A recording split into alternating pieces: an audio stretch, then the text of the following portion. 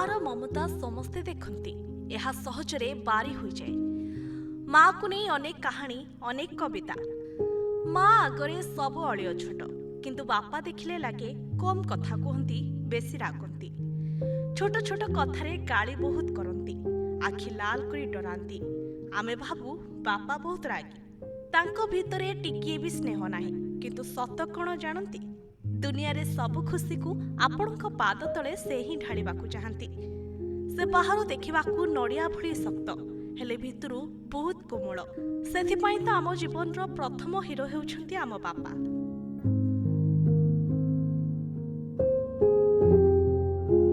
पिला दिनर कथा मने पकांतु।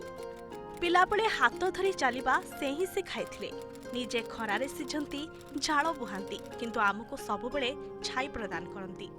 निज इच्छा को मारी आम पार्टी आहार दियंती। पर्वपर्वाणी आसिले बापा निज पई नुआ सार्ट किणंतीनि फटा जोता पिंधि वर्ष वर्ष काटी दियंती। हेले आमर गोटिए जिद थिले ताको पूरण करंती। बजारर सबुठु दामी खेलना आम पई आनी दियंती। बापा पाखरे थिले कोनोसी डर लागेनी। आम चलापथरे कंटा पड़िले से निज हाथ पापुले बिछाई दे थांती। बापा अछंती माने आमे संपूर्ण निर्भय संपूर्ण सुरक्षित। से आम पई सबुबेले एक मजबूत सुरक्षा कवच अटंती।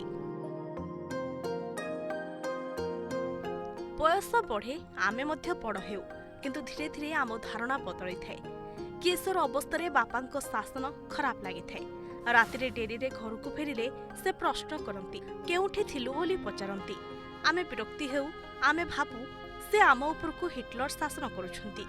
आम स्वाधीनता आमठू छड़ाई नेउछंती। से बोधे आमको जमा भी भल पांतिनी। हेले आमर एही विचार धीरे धीरे भूल प्रमाणित होइथाय। किंतु वास्तविकता जाणु जाणु जीवन बहुत आगको चली जाइथाय। कहंती ना चाप सहिले ही मंजीटीए गछ होइथाय। बापांको सही कठोरता भी ठीक सही भली। कुंभारटीए जेमिति माटी को बाहरु पिटी पिटी गढ़े बापा सेमिति आमको गढ़ी थांती। से आमको गाली दे थांती कारण दुनियार ठोकर आमको न काटू। तांको गाली ही आम चरित्र गढ़ी थाए आमको श्रृंखलित करि थाए। सेही शासन को जे बुझिला जीवन युद्धरे सेही जितिला।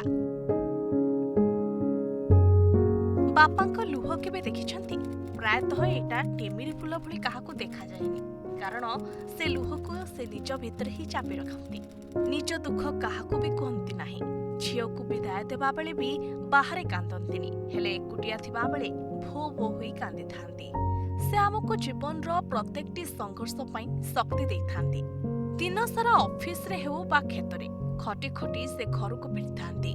देह हाथ बहुत पिंधे क्लांति भी लागि थाए।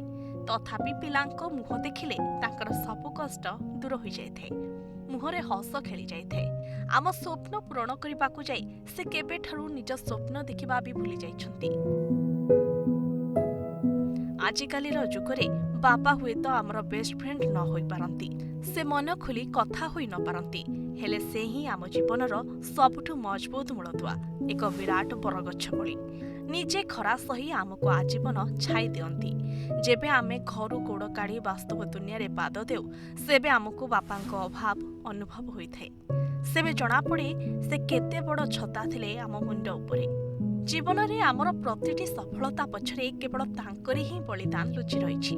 आमे जहा भी अछु तांकरी पई अछु। आज हेउछि फादर्स डे।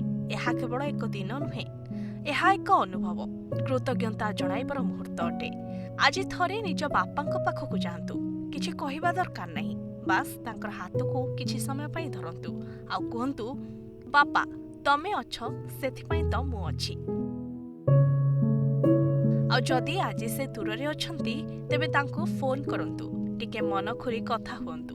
आ जदि से दुनिया रे नाहंती तेबे किछि क्षण पई आखि बंद रखंतु।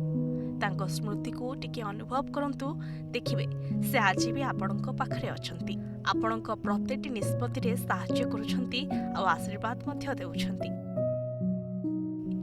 मने रखंतु एहा एकमात्र सत्य जे बापांक पई आज आम जीवन सुखमय होई परिछि। आ तांकर सेही दिनर गाली आकट पई ही आमे आज सफलतार सीढ़ी चढ़ी परिछु। समस्तंकु फादर्स डे रो अनेक शुभेच्छा। Bureau report news 7 digital.